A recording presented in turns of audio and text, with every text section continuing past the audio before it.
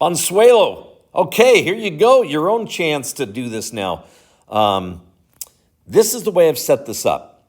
Okay, obviously, you have the paper split down in two. I want you to do what you think you should do on the left-hand side. So the ones on the right, don't do anything to them. And after you're done doing the ones on the left, so you should turn off this video until you're done with the ones on the left. After you're done with just do the best you can. Okay? Just do the best you can. After you're done, then I'm going to do it on the right. But the reason why I've put them side by side is I don't want you to erase what you've done on the left, because I want you to be able to compare, okay, this is what I did, this is what he's saying we should do, and you can kind of see where you went right, where you went wrong, et cetera, et cetera. So the first thing I want you to do, turn off this, hang on, don't do it just yet, but turn off this video and go down all four of the problems and just state what you should be doing. Okay? Do that first, then turn it on. I'm going to go through them right now, but you should turn this off. Turn it on, listen to what I say, then you're going to turn it off again and actually do it. Okay, so you should have, if you're continuing to listen to this, you should have tried this on your own. Okay, so graph number one. Okay, I've given you the graph here. Again, we have to think of this as equals to y. And I'm going to blitz through this, okay? If you have a question on it, ask me. But at this point, you should know what to do. And if you don't, then you've got to ask me, okay? Okay, so what we're going to do is, and it has to be in this order, we're going to multiply y by 2, and then go one right and 2 down. That's what we're going to do with the graph that I've given you there. Okay, on this one, what's the basic graph? Y equals absolute value of x. Again, here you've got to know that starting graph. What are we going to do with that? We're going to multiply y by -3, and then we're going to go 2 left and 1 up. Okay, what's the next one? The basic graph is y equals square root of x. And what are we going to do? We're going to multiply x by -1/2. Now, I will go through that in a little bit. And then we're going to go 3 down. Okay, so what's with the multiply x by -1/2? All right, let's ask the same questions. Is it with the x or the y? Do I do the same or the opposite? Okay, can I move the -2 over to the y? No, I can't, so it's with the x. Now, is that -2 on the same side or the opposite side of the equation as the x? It's the same side, so I do the opposite of what it appears to say. What does it appear to say? Multiply by -2. Well, what's the multiplicative opposite of -2? It's -1/2. Okay, some people would say divide by -2. You can, but actually it's easier to multiply x by -1/2. You take the reciprocal. You don't change the sign at all. Okay, next one. What do we got? Okay, first of all, this one's kind of weird, but we have 3 things here, really. We have the negative, we have the 2/3, and we have the 1. Okay, the negative and the 2/3 are separate here because the negative is outside the parentheses. Okay, I'm going to take the x first, which is the 2/3. I'm going to multiply. Actually, I think I'll take the y first. Doesn't really matter. Okay, I'm going to multiply y by -1. Now, let me explain that one. The negative, could I put it over with the y? Yes, I can. Think of it as a -1. Okay, it's multiplying by a -1. Yes, I can, so it's with the y. Do we do the same or the opposite? Well, since it's on the opposite side of the equation, I do exactly what it says, so I multiply y by -1. Okay, then what do? I multiply x by 3/2. Why? because I can't move the 2/3 over, so it's with the x. Okay? Notice you don't square it, you don't do anything to it. Okay? So it's with the x. It's actually written on the same side of the equation as the x, so I do the opposite of what it says. And what's the opposite of multiplying by 2/3? The opposite is multiplying by 3/2. And then at the end, I'm going to go 1 up. Okay. If you have any questions on those, stop this video, ask me, okay? If you don't have any questions on those, stop the video and now go back to the beginning and do it on your own. And then at the end, then start it again after you've done it on your own, and then compare it with what I'm going to do. So I'm not going to put anything on the left-hand side, okay? So stop the video, just do the best you can on the left-hand side, and when you're done, start the video again, and I'm going to do it on the right-hand side. Okay, so if you're continuing this, I assume you've done it on your own. All right, so let's do this. Let's pick some points here. I'm not going to make an XY table. I'm just going to do it by moving things. So we have these 3 points are kind of distinctive. Okay, so I'm going to multiply y by 2. So I'm going to take a y coordinate. I'm always going to go from the points on the left to the points on the right. I'm going to go from left to right across the screen. So the leftmost point here has a y coordinate of 3. Multiply it by 2, and it becomes 6. Set right there. This one down here has a y coordinate of -1, so multiply that by 2 and you get -2. And this one has a y coordinate of 1, so you multiply by 2 and you make it 2. So what we've got right now is something that looks like this. That shouldn't be so solid looking.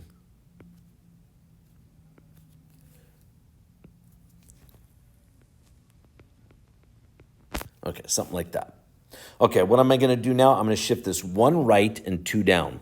So I'm going to go 1 right. So I'm going to take the leftmost point and go 1 right and 2 down and get that. Oop, 1 right and 2 down and get that. Okay, take the one on the bottom here. Go 1 right and 2 down and I get that. Take the rightmost point here and go 1 right and 2 down and I get that. And then just connect them up. And again, you could have done this by making an XY table, perfectly all right. Not plugging in numbers, that's not what I mean. Okay, I don't know what that little bubble is doing there, but. And notice I'm not putting arrows on this because the original did not have arrows. So what I did is I took the original, I multiplied y by 2, and then I went 1 right and 2 down. Okay. Let's take a look at the next one. And you may have to stop it and listen to it again. That's fine. Okay, first of all, we have to put in the y equals absolute value of x. So you should just have this memorized. It's a v. Fine and dandy. I'm not going to put the little arrows on the end until the final one, but it should have arrows on the end. Okay, I'm going to multiply y by -3. So I'm going to pick, I don't know, this point right here. Multiply it by -3, its y coordinate's 1, so that becomes -3 without changing the x. This one's at 0, and this one's at 1, so multiply the y coordinate of 1, so multiply it by -3, and it becomes there. So what I have right now is something that looks like that. Okay? And then I'm going to go 2 left and 1 up. So I'm going to go 1, 2 to the left and 1 up. Then I'm going to take the top part here, the middle point, and go 1, 2, and 1 up. Then I'm going to take the rightmost point and go 1, 2, and 1 up. And then draw my graph. Okay? So you can see what I've done is I've dashed in the original first. And for the intermediate one, maybe you want to make a little longer dashes. That's up to you. Keep track of things. Then I've stretched it and I flipped it upside down. Flipping it upside down was the negative. Stretching it was the 3. And then I went 2 left and 1 up. Okay, let's take a look at the next one. We've got a square root graph, and you should know a square root graph looks like this. Okay, so what are the points we generally use? 0, 0, 1, 1, and 4, 2. Okay, so I'm going to multiply x by negative a half. This is the tough one, okay? And it's going to kind of, I don't know if it's going to show up very well on this because this pen has such a fat tip on it. But the horizontal multiplications are difficult, okay? So take it slowly. Okay, first of all, the first point here on the left, what's the x-coordinate of that? 0. Multiplied by negative a half, it stays 0, so that stays right there. Okay, the next point has an x-coordinate of 1. Multiply it by negative a half, and what do you get? Negative a half. Right? We're doing x here. We're not changing y's. Y's are kind of easy to multiply, or they're easier. Okay, the x's are kind of tough to multiply by. The shifts are easy, but okay. Let's pick this last point here, which is 4, 2. The x-coordinate is 4. Multiply it by a negative a half, and you get an x-coordinate of negative 2. This is what you get when you multiply x by negative a half. What happened? Horizontally, we squished it, and then we reflected it across the y-axis. I'm going to go back up here for a second. Notice when we multiply y by negative 3, we're reflecting it up and down, right? Because y is an up and down variable. That's why we flipped it over the x-axis. Most people pretty much get that. But here, okay, what happens? We're horizontally multiplying it by negative a half. So we're squishing it horizontally, and if we reflect, and if we multiply x by a negative, horizontally, we're making it negative. What does that mean? We're moving it across the y-axis. That's a tough one. That's the multiplications of x are the tough ones. Those are the ones that are going to get you. Okay, so again, if you have a question, ask me. All right, let's keep going. And then what I'm going to do is I'm going to go 3 down. So I'm going to take this first point. Now, the first point is, again, the one on the most left right now is the one up at negative 2, 2. So I'm going to go down 1, 2, 3. Then take the point at an x-coordinate of negative a half and go down 1, 2, 3. And then take the one that's right now at the origin and go down 1, 2, 3. And draw it as best you can. Okay? So what we've done, and again, you can do this by XY, a series of XY tables. I'm not talking about plugging in X's and finding Y's, but picking X's off the basic graph. You still have to have that basic graph. You always got to have a starting place. Taking the points off the basic graph, then you'd multiply the X's by negative a half, and after that, then you would subtract 3 from the Y's. And you'll get the same graph. But you don't really see what you've done. I don't know. It's a good way to do it when you're kind of stuck. But this is a better way to understand it. But it doesn't mean you shouldn't do it the other way. Be my guest. It does take longer also, just so you know. Okay, last one. Well, first of all, what are we talking about? We're talking about a square root graph. Not a square root graph, I apologize. A square graph, a U-shaped curve. So basically we've got something that looks like this. And again, I'm not going to put the arrows on it until the very end. Okay, we're going to multiply y by negative 1. That's going to give me this.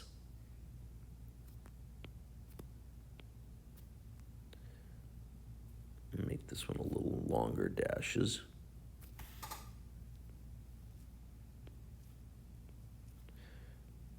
Okay.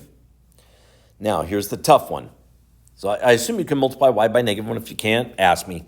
Okay, we're going to multiply x by 3/2, by 1.5. So this point on the left is at -2. If we multiply -2 by 3/2, we get -3, and it goes right there.